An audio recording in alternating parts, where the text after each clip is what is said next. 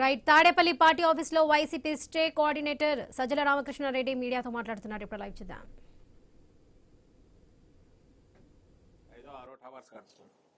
50 లక్షల ఎస్ఎఫ్టీ ఇప్పుడు Telangana secretariat latest. మన సెక్రటేరియట్ ఆల్రెడీ ఎగ్జిస్టింగ్ ఉండేది ఉంది. హెచ్ఓడీస్ లేరు, అంటే హెడ్ ఆఫ్ డిపార్ట్మెంట్స్ లేరు కానీ మిగిలిన గవర్నమెంట్ ఉంటుంది. 6 లక్షల ఎస్ఎఫ్టీ టోటల్ మొత్తం నాకు తెలిసి. ఇంకా కొంత ఖాళీ కూడా ఉన్నట్టుంది దాంట్లో. హెచ్ఓడీస్ కలిపితే కూడా తెలంగాణలో కలిపి పెడితే వాళ్ళది నాకు తెలిసి 10 లక్షల ఎస్ఎఫ్టీ ఎంతో ఉన్నట్టుంది. మరి 50 లక్షల ఎస్ఎఫ్టీ ఒక స్టేట్ గవర్నమెంట్కి సెక్రటేరియట్ 50 లక్షల ఎస్ఎఫ్టీ అంటే ఇది లార్జర్ కాంట్రాక్ట్ పెద్దది అయితే దాని ఎస్ఎఫ్టీ రేట్ ఎంత? 10,000 11,000 పే చేసేది. ఎక్కడైనా ప్రపంచంలో ఆ రేట్లు ఉన్నాయా? ఈ రేట్లతో ఇంత అసలు అవసరమా కాదో చూడకుండా ఇంత రాష్ట్ర ఖజానాను కొల్లగొడుతూ చేసేదాన్ని క్వశ్చన్ చేస్తే అది ఇష్టం లేదు. అసెంబ్లీ ఇప్పుడు మనకు పార్లమెంట్, కొత్త పార్లమెంటు నాకు తెలిసి 7 లక్షల ఎస్ఎఫ్టీ ఎంతో అన్నారు. 11 లక్షల ఎస్ఎఫ్టీ కడతారంటున్నాడు. అక్కడ 1000 మందో రేపు పెరిగిన దాన్ని కూడా లెక్కలేసుకుని 1,800 1,300 మందికో ప్లస్ దేశ భద్రతను అంతా దృష్టిలో పెట్టుకొని అన్ని రకాలుగా చేసిన అంగులతో చేస్తే అవసరమైంది. మొత్తం దేశానికే ప్రత్యేకంగా ఉండేది ఆ పార్లమెంట్. ఇక అది 7 లక్షల ఎస్ఎఫ్టీ అయితే ఇక్కడ 11 లక్షల ఎస్ఎఫ్టీ. ఇంకా హైకోర్టు 22 లక్షల ఎస్ఎఫ్టీ. అసలు అది అంటే పెద్ద ప్రాజెక్టు పేరు చెప్తే ఎక్కువ దీంతో పిలవచ్చు, ఎక్కువ పే చేయొచ్చు, మొబిలైజేషన్ అడ్వాన్స్ ఇవ్వడము, దాంట్లో వచ్చి తీసుకోవడం. 30,000 కోట్లు అయిపోతాయి, 40,000 కోట్లు అయిపోతాయి. ఎత్తిపోతల పేరుతో 3-4 వేల కోట్లతో రిజర్వాయర్లు ఇవి కడుతున్నారు. ఇది ఎక్కడికి దారి తీస్తే ఎక్కడికి పోతుందో తెలియట్లా.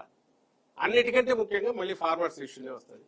స్టేక్ హోల్డర్స్, ప్రధాన స్టేక్ హోల్డర్స్ రైతుల దగ్గర భూములు తీసుకొని టాప్ ప్రియారిటీ వాళ్లకు ప్లాట్లు చేసి ఇవ్వాల్సిన దాన్ని నువ్వు చేయలేదు. ఇది క్వశ్చన్ రైజ్ చేసింది.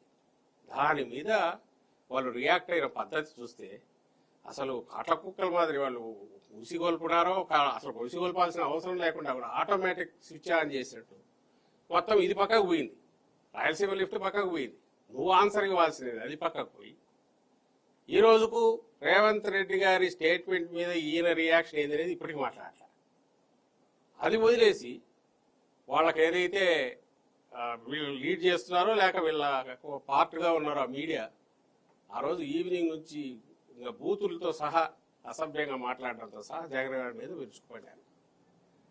దానికి ఆన్సర్ ఇవ్వకుండా మళ్ళీ చెప్తున్నాం, అమరావతికి సంబంధించి ఆయన చేస్తున్నది 14-19 మధ్య ఒక రకమైంది. ఇది మదర్ ఆఫ్ ఆల్ స్కామ్స్.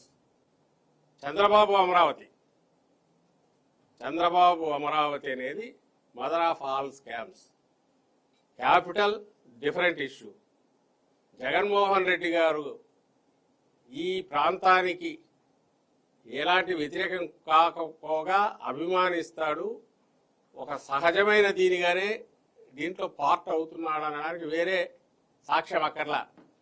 19 ఎన్నికలకు ముందే ఇక్కడ ఇప్పుడు మనం నిలబడిన దాంతో సహా స్థలం కొని, భూమి కొని ఇక్కడ అప్పుడే ఇల్లు కట్టాడు పార్టీ ఆఫీస్ కోసం. ఇప్పుడు మనం నిలబడిన ప్లేస్ కూడా తీసుకొని పార్టీ ఆఫీసులో పూర్తి చేశాడు.